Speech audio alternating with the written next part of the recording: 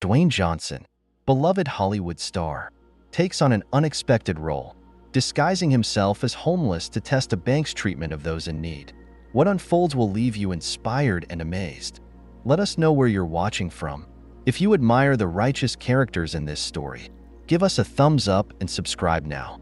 The warm, golden rays of sunlight bathe Fifth Avenue, one of the world's most iconic streets, known for its unmatched luxury and the relentless display of wealth.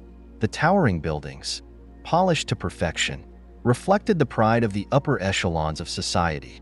High-end boutiques, sprawling mansions, and the unmistakable glint of designer fashion walked hand in hand with the hurried footsteps of those who appeared to belong to a life of endless privilege. It was a street that epitomized affluence, where every passing car whispered of wealth, and every glance spoke of silent judgment. Amidst this world of sparkling perfection, a man walked alone, standing out not for riches, but for his stark contrast to them. His tattered, dirt-streaked clothing hung loosely, as if abandoned by time. His unkempt hair and the scuffs on his boots painted him as an outcast, an unwelcome shadow amidst the glittering facade of Fifth Avenue. People turned to look at him. Their glances ranged from curiosity to disdain to a fleeting, superficial pity, as though the sight of him disrupted the air of grandeur that enveloped the street. But the man walked as if he owned the ground beneath his feet. There was a strange, undeniable confidence in his stride, a determination that no dirty outfit or sidelong glare could diminish.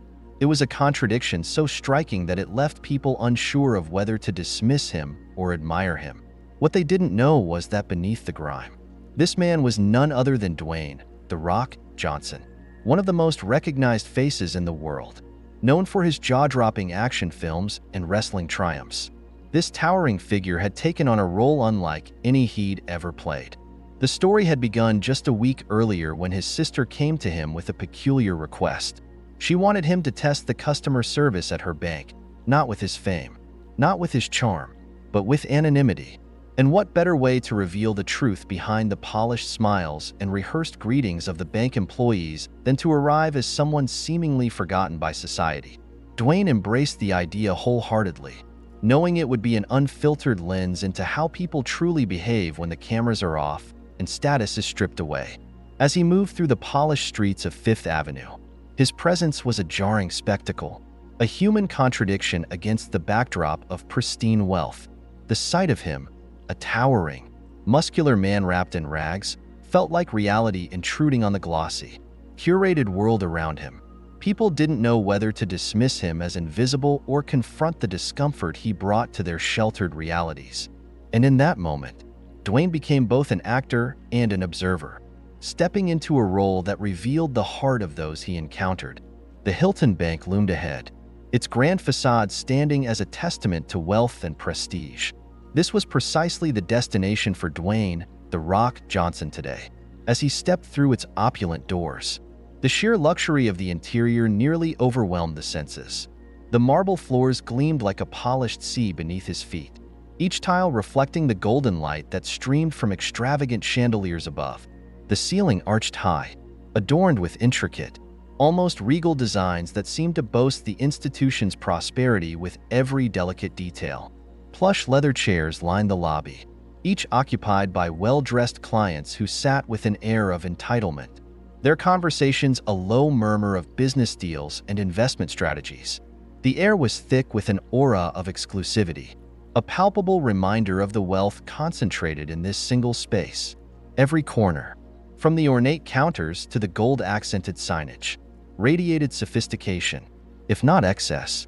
And yet, as The Rock stood in the center of this gilded world, his ragged clothing was a stark, almost jarring contrast. The tattered fabric and dirt-streaked layers on his body were a silent rebellion against the perfection surrounding him. He couldn't help but notice the curious glances from the staff and patrons, subtle yet unmistakable, as though his mere presence disrupted the carefully curated image of Hilton Bank. This, he thought, was exactly why he had come. Here, in the midst of extravagance, the truth would surface.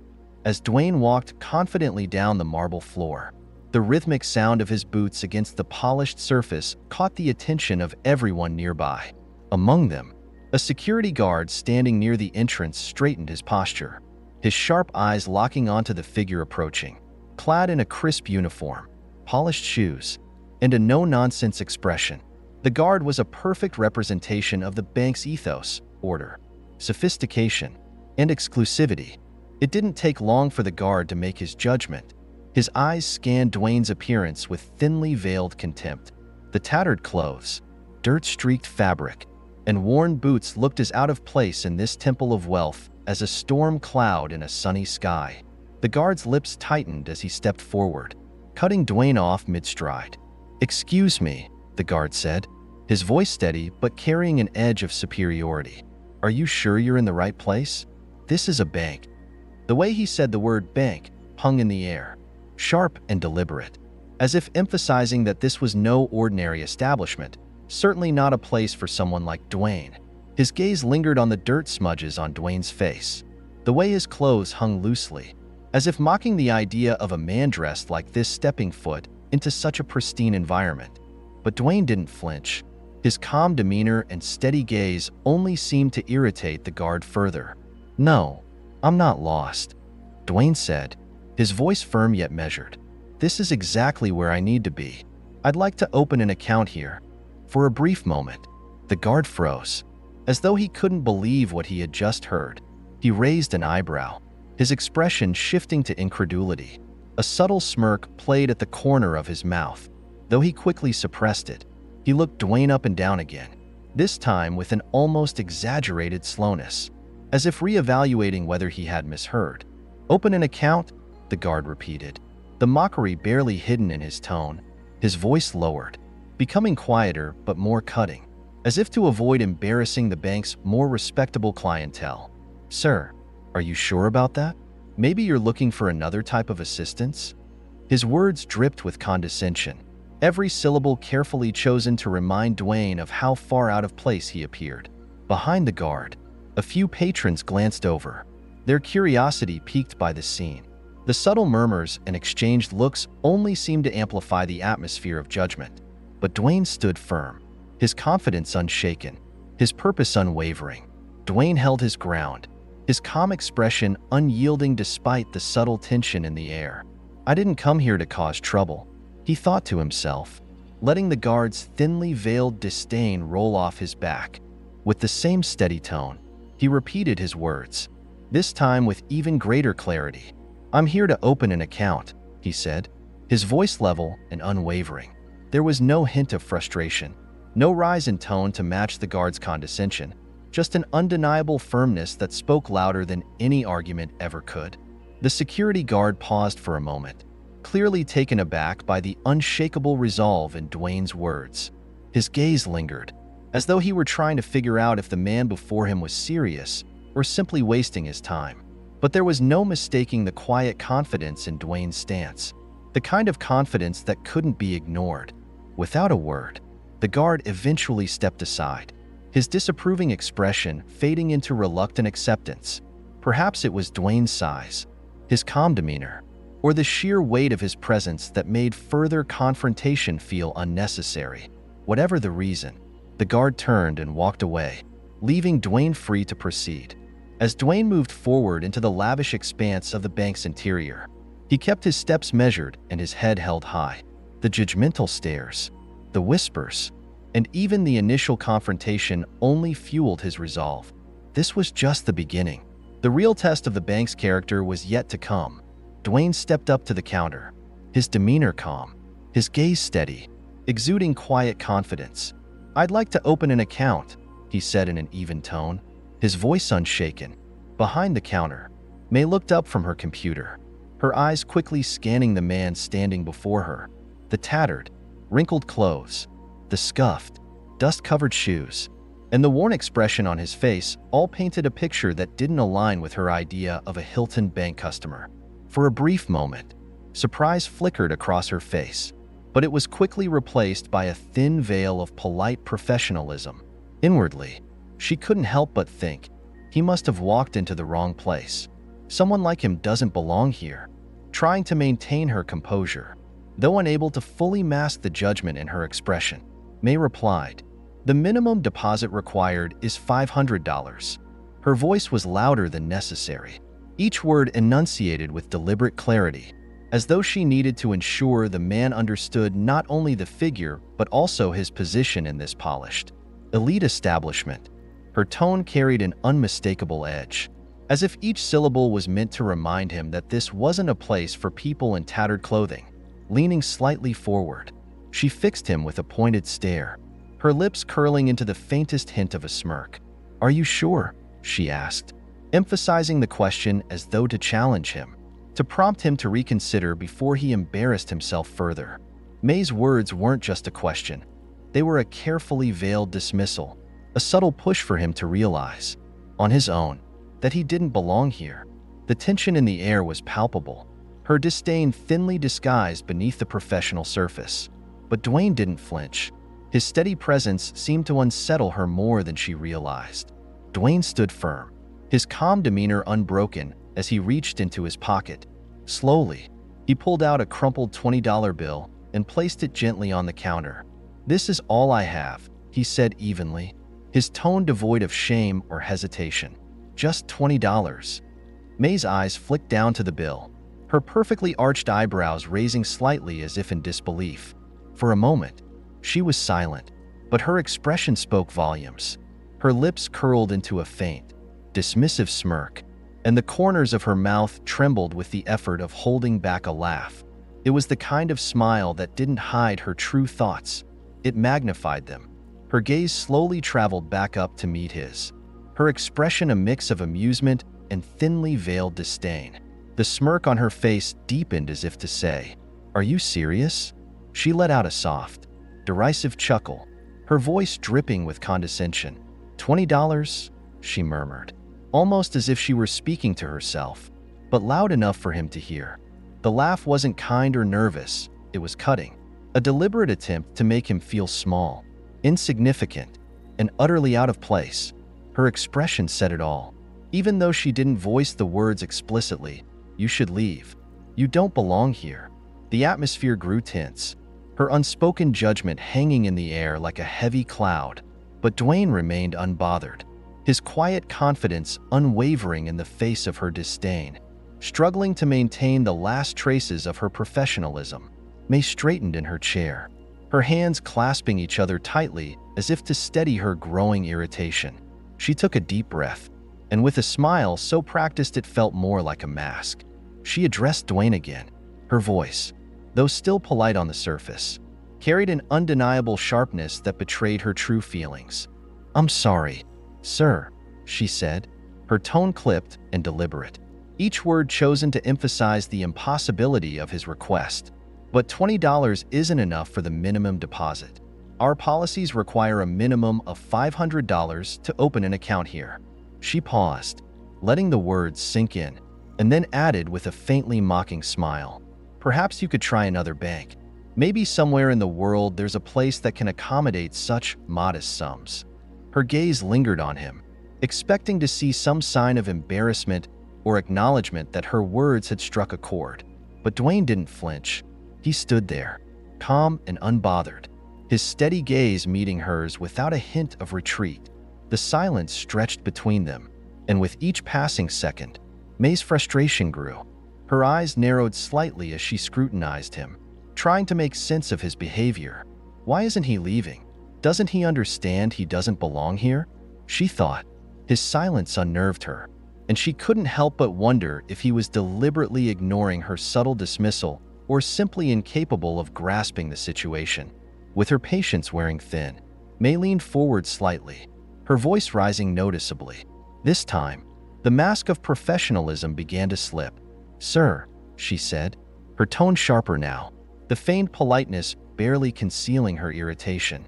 "If you don't leave, I'll have no choice but to call security." The tension in her voice was unmistakable, and her eyes locked onto his as though willing him to understand the gravity of her words. She straightened her posture, as if trying to assert her authority, and gestured slightly toward the security guard at the entrance. Her expression was a mix of exasperation and disbelief. as though she couldn't fathom why he was still standing there. Dwayne, however, remained unfazed. He didn't move, didn't argue, and didn't even blink. His calm demeanor was almost maddening to her, an unshaken presence that seemed to absorb her irritation without reacting to it. To May, it was as though he was deliberately testing her limits, refusing to give her the satisfaction of seeing him retreat. Her frustration boiled over into her voice. "Do you understand what I'm saying?" she said, nearly shouting now, her tone laced with impatience. "You need to leave. This is not the place for you." She let her words hang in the air, her gaze hard and unyielding, daring him to challenge her authority. But Dwayne didn't flinch. His silence was louder than anything she had said, his presence a quiet defiance that left her feeling both exasperated and unsettled. Almost immediately, the security guard who had intercepted Dwayne earlier hurried back toward the counter, his steps brisk and purposeful, as if he had been eagerly waiting for this moment. There was a certain smugness in the way he moved, his expression lit with a sense of satisfaction that he couldn't hide. "I knew it," the guard said, his voice loud enough to draw the attention of others nearby. It carried an air of vindication, as though he had been proven right all along. "I told you earlier, didn't I? Someone like you doesn't belong here." The guard's words dripped with disdain as he gestured at Dwayne with a sweeping motion, his eyes narrowing as they traveled from Dwayne's worn-out shoes to his tattered clothes. He let out a short, bitter laugh, clearly relishing the moment. "Look at yourself," he continued, his tone growing more cutting with every word. "Dressed in those filthy, ragged clothes, with dirt-streaked hands clutching a crumpled $20 bill, walking into the most luxurious bank in the district like you have any business here." He stepped closer, leaning slightly toward Dwayne, his voice lowering but losing none of its sharpness. "The fact that you even got to step foot into this lobby is already an insult to this bank," he sneered. "But because I was trying to remain professional, I let you in, even though it was clear you didn't belong here from the start." The guard's words echoed through the grand space, drawing glances from nearby customers, some curious, others visibly uncomfortable with the confrontation. But the guard didn't seem to care. His focus remained locked on Dwayne, his condescending tone rising to a crescendo, as though he wanted to humiliate him further in front of everyone present. "And now, here you are," the guard added, his voice thick with mockery, "standing in one of the finest establishments in the city, thinking you can open an account with $20? Do yourself a favor and leave before you embarrass yourself any further." The room seemed to hold its breath, the tension heavy in the air, as the guard finished his tirade, crossing his arms with a look of triumph. Yet, despite the words meant to diminish him, Dwayne stood firm, unmoving, his calm presence silently challenging the storm of judgment surrounding him. The guard's voice grew louder, his tone dripping with scorn as he stepped closer to Dwayne, his chest puffed up with a sense of superiority. But despite the barrage of insults hurled his way, Dwayne stood there, unshaken. His calm demeanor was like a wall, impenetrable and unwavering, which only seemed to fuel the guard's growing frustration. "You're not hearing me, are you?" the guard barked, his voice sharp enough to cut through the elegant stillness of the bank's opulent hall. "Do you think you can just stand there and ignore me?" His footsteps echoed ominously as he closed the gap, his body language now aggressive, as if ready to escalate the situation further. "Don't make me waste any more time on you." Still, Dwayne didn't flinch. His calm, steady presence only seemed to heighten the guard's anger, like a flame being stoked by the wind. The guard's face twisted into a sneer, and his voice dropped lower, quieter, but filled with venom. "You don't belong here," he hissed. "People like you don't walk into places like this. You belong out there." He jabbed a finger toward the large glass windows overlooking the street outside. "Across the road, sitting on the sidewalk with your hand out and a hat in front of you, begging for change." The room grew tense as the guard's words hung in the air, sharp and cutting. A few customers nearby shifted uncomfortably, whispering among themselves, but no one intervened. The air felt charged, as if something was about to explode. The guard leaned in closer, now mere inches from Dwayne's face. "Get out," he growled, his voice low but seething with hostility. "Or I'll make you." And yet, Dwayne remained silent, his unbroken composure more powerful than any words he could have spoken. His lack of reaction was like a mirror, reflecting the guard's fury back at him. And for the first time, it was the guard who seemed unsettled. The security guard's face twisted in rage, his patience long gone. His voice boomed across the marble-floored lobby, shattering any remaining pretense of professionalism. "I said get out of here," he yelled, his tone laced with venom. "You worthless piece of trash. Or do I need to help you out myself?" The entire room froze as the guard's words echoed off the towering walls. His fists clenched, and his posture became menacing, his chest heaving as if the very sight of Dwayne standing there ignited something primal in him. Without waiting for a response, the guard's face contorted further in fury, and he stepped forward aggressively. "Fine," he snarled. "You don't want to leave? Let me make it easier for you." In one swift motion, the guard raised his leg, his intent clear as he aimed a forceful kick toward Dwayne. The motion was sudden and violent, a culmination of the anger he had allowed to fester. Gasps rippled through the lobby as a few patrons turned away, unwilling to witness what was about to happen. But before his foot could make contact, something unexpected happened. A blur of movement came from the side, and with a sharp, decisive motion, the guard's kick was intercepted mid-air. A single foot, slender but firm, blocked the attack with a surprising amount of force. The guard stumbled slightly, his balance momentarily thrown off, his expression snapping from rage to confusion. Standing before him was a young woman, her eyes blazing with anger. Her chest rose and fell as she glared at the guard, her voice cutting through the tension like a blade. "That's enough," she shouted, her tone filled with equal parts fury and resolve. "He doesn't deserve this. No one does." The guard blinked, his shock quickly replaced by indignation.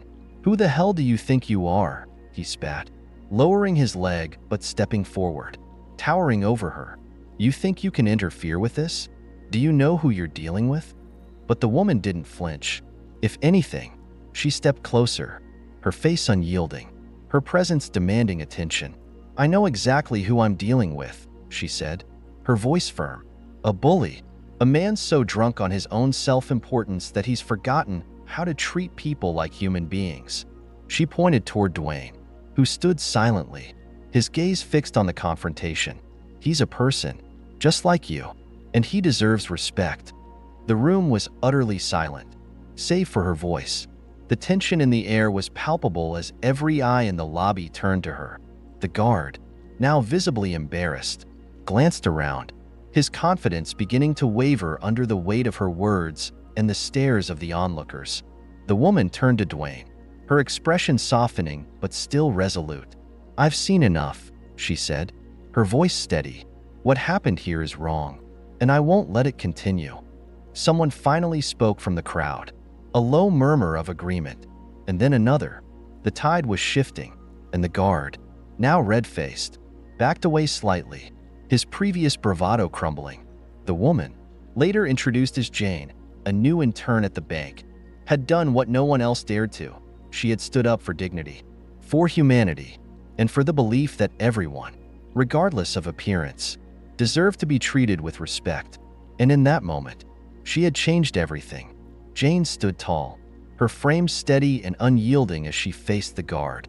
Her voice, clear and commanding, cut through the tension in the room. "I will help him open an account at this bank," she declared, her tone leaving no room for argument. "And your job is to step aside and leave him alone." The guard's face turned an even deeper shade of red, the veins on his forehead becoming visible as his anger boiled over. For a moment, he said nothing, his chest heaving as he struggled to regain control of the situation. His pride had been bruised, his authority challenged in front of an audience, and he wasn't about to back down easily.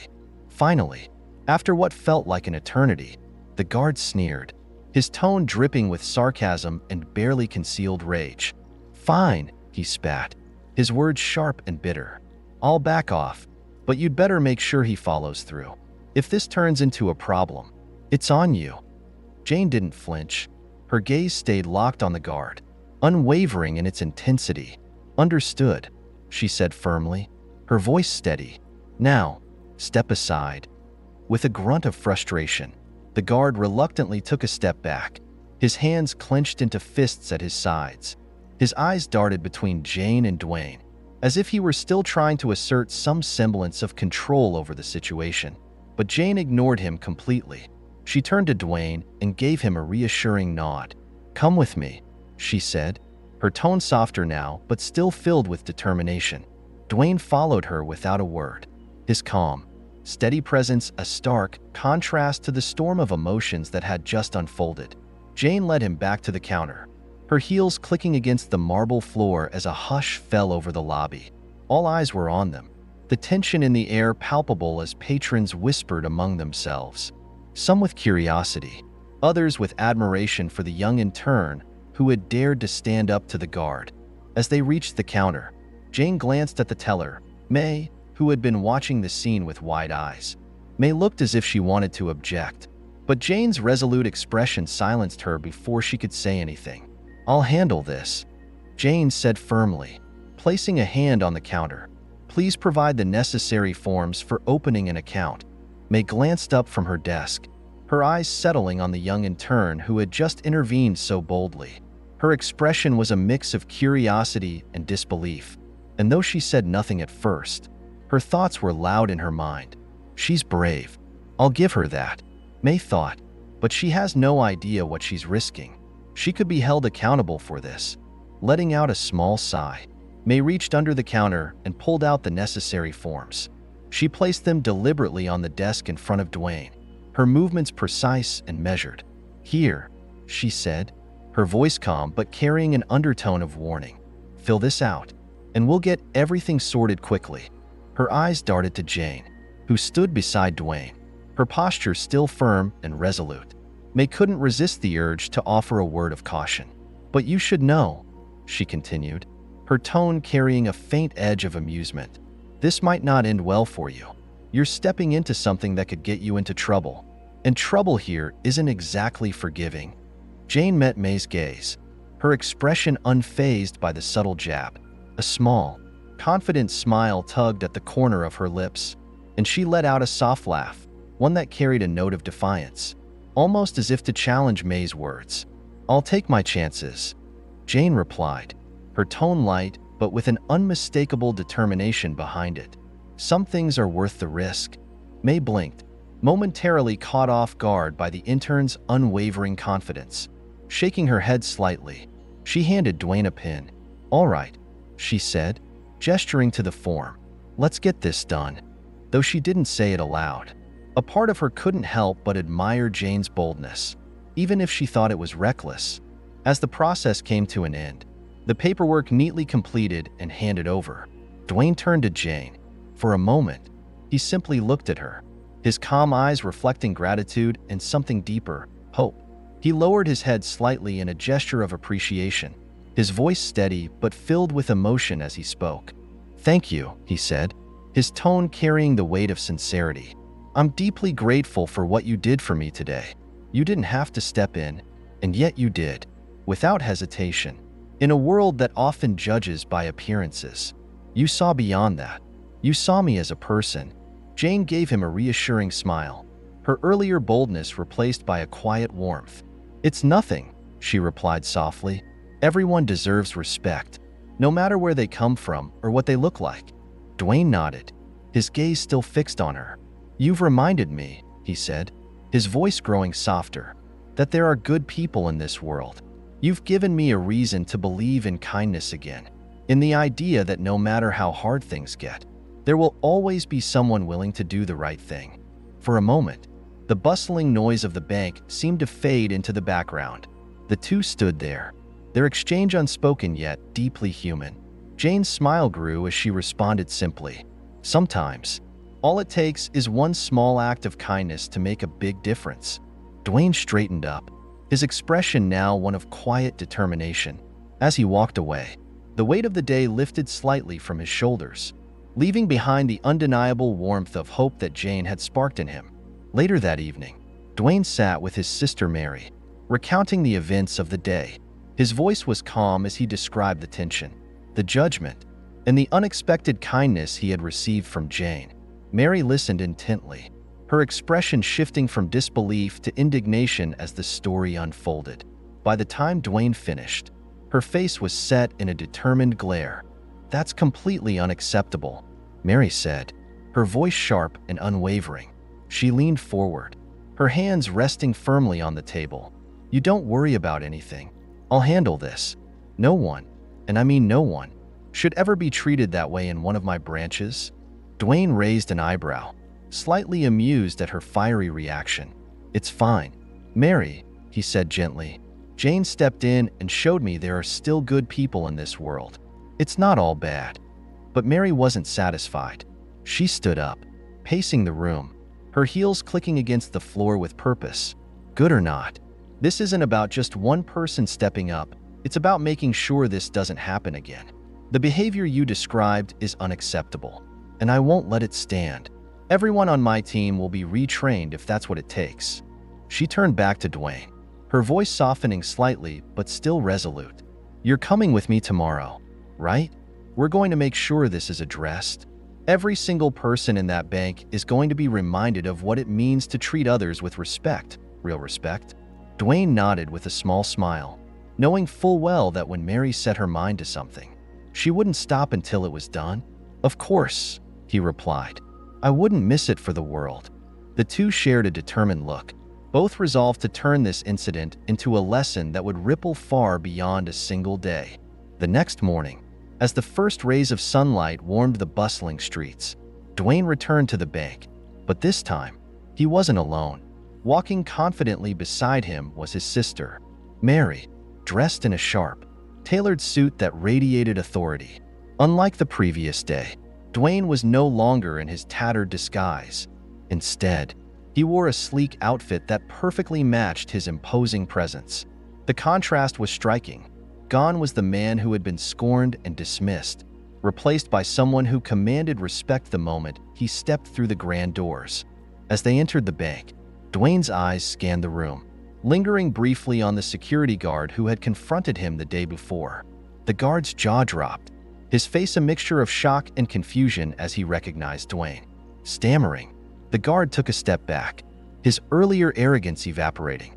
Dwayne, however, simply smiled, a calm, almost forgiving smile, and nodded politely.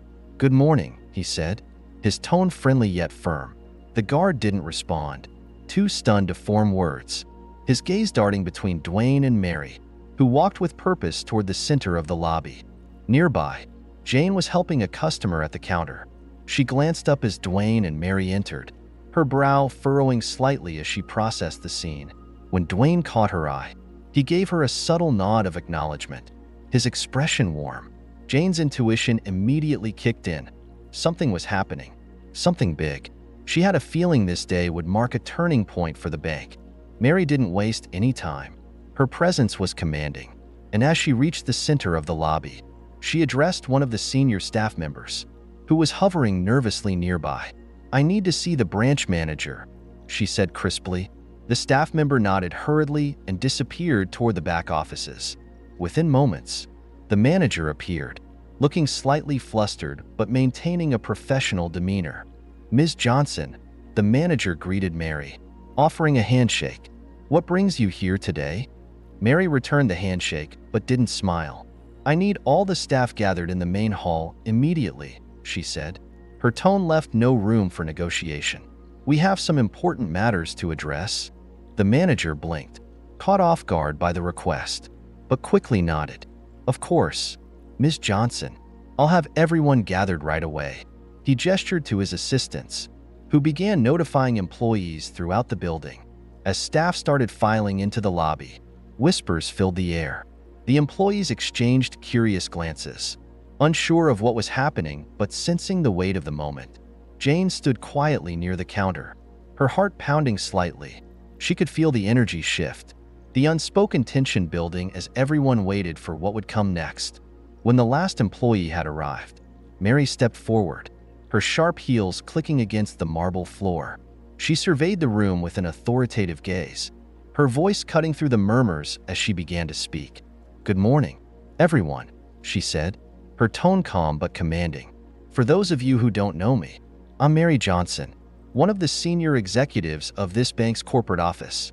A ripple of surprise spread through the crowd as heads turned, and a few employees exchanged wide-eyed glances.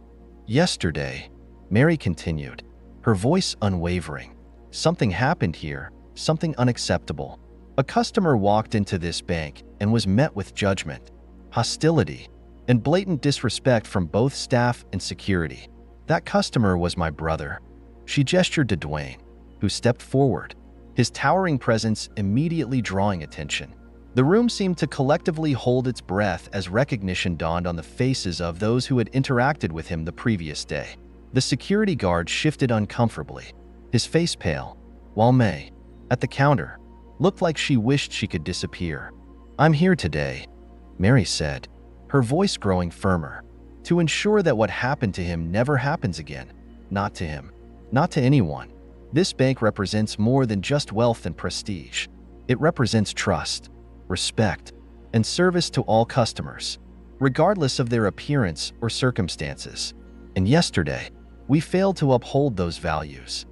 Mary turned her attention to the guard, who stood stiffly, avoiding her gaze. "Professionalism," she said pointedly, "is not just about following rules when it's convenient. It's about treating every individual with dignity, even when you think no one is watching."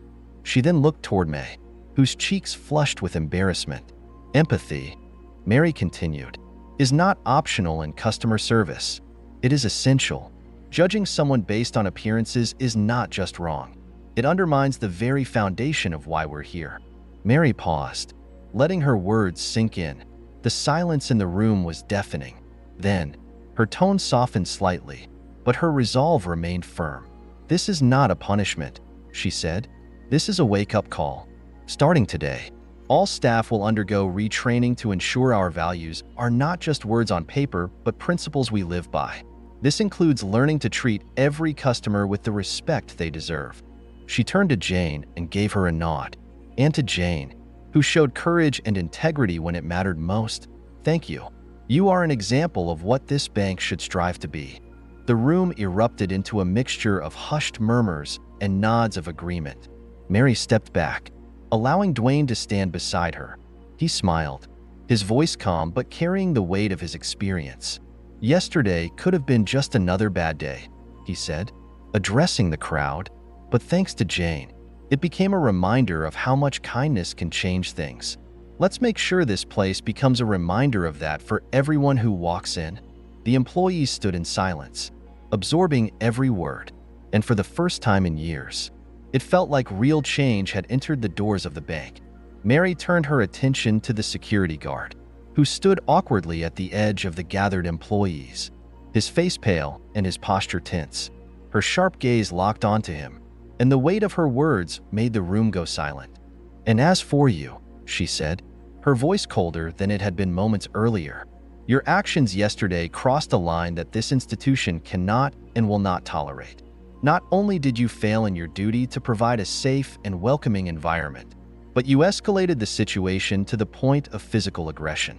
That is beyond unacceptable." The guard's face turned an even deeper shade of red, beads of sweat forming on his forehead. His mouth opened as if to protest, but Mary raised a hand, cutting him off before he could speak.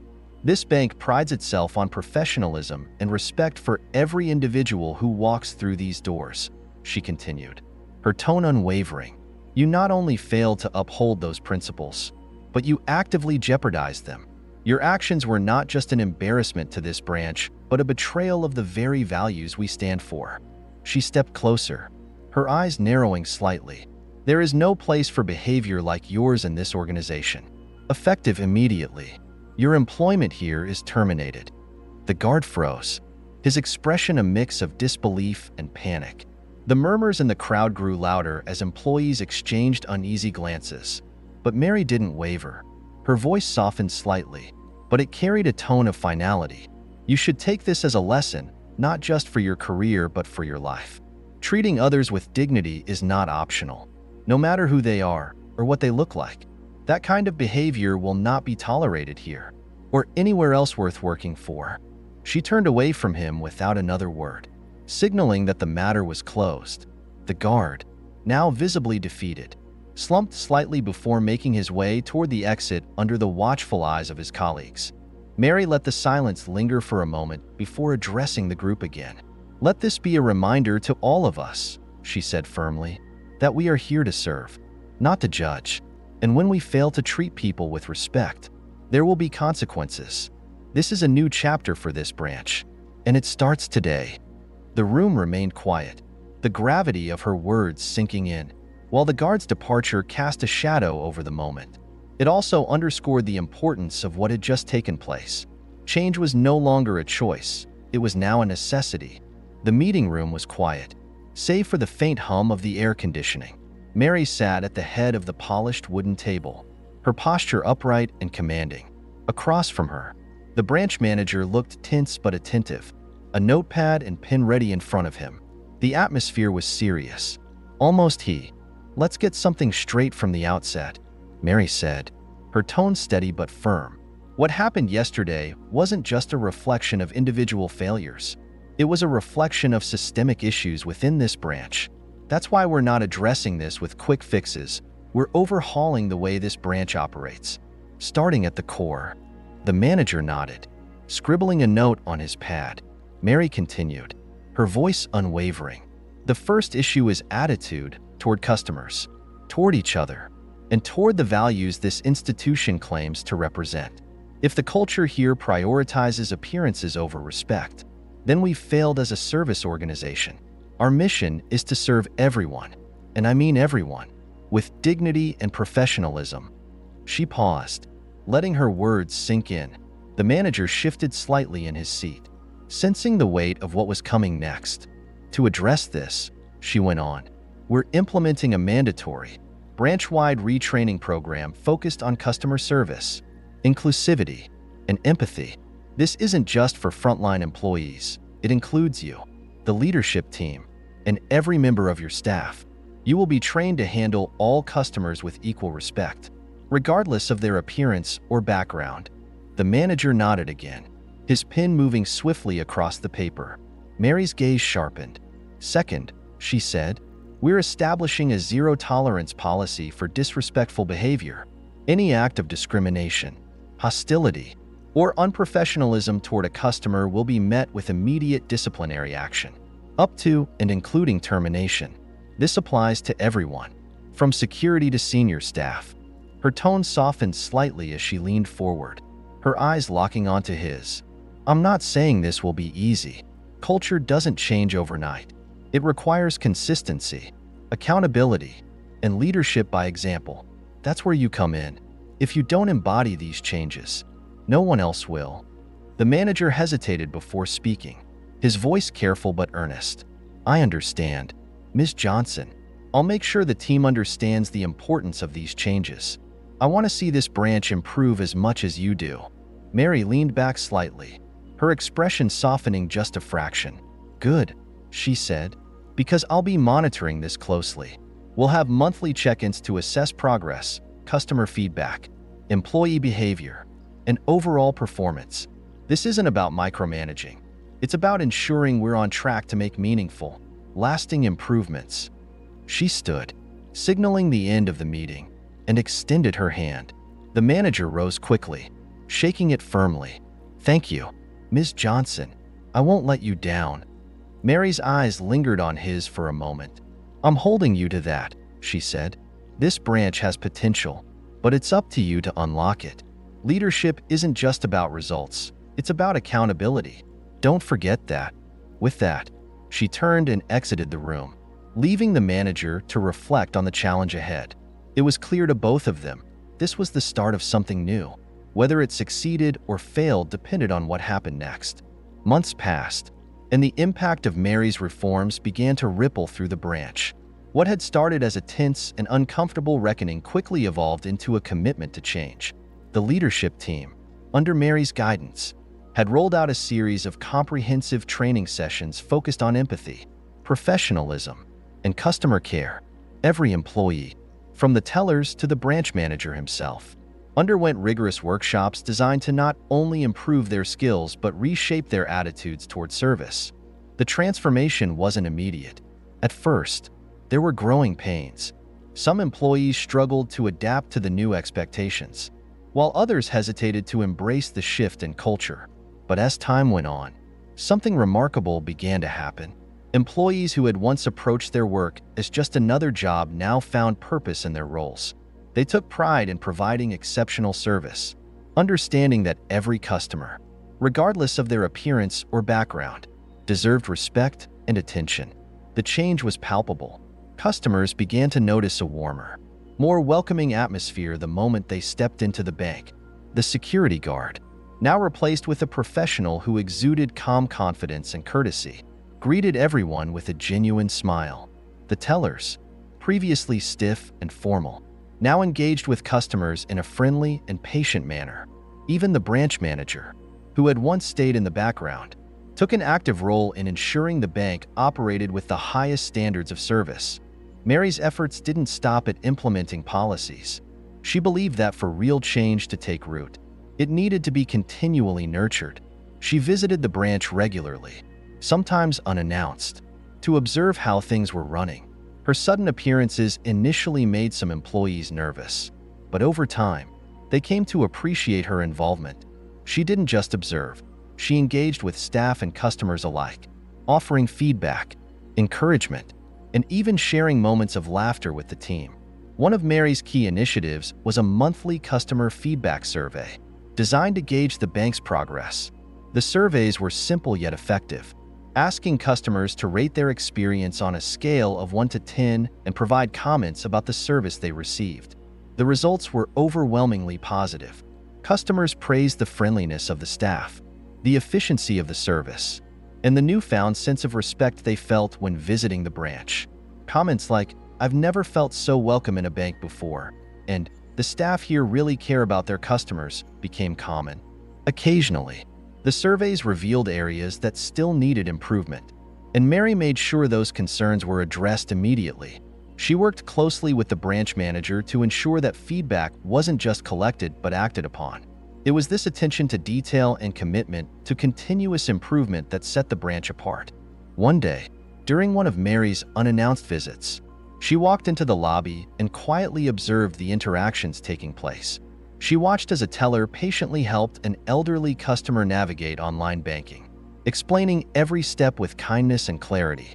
She noticed the new security guard warmly greeting a young mother with her child, helping her hold the door open as she carried a stroller. In another corner, the branch manager was personally assisting a couple with a loan application, his demeanor attentive and professional. Mary couldn't help but smile. This was exactly what she had envisioned when she first stepped into the branch months ago. The transformation wasn't just about improving customer service. It was about creating an environment where everyone felt valued, from the customers to the employees themselves. After her visit, Mary called a quick meeting with the staff. "I want to take a moment to acknowledge all of you," she said, her tone warm but firm.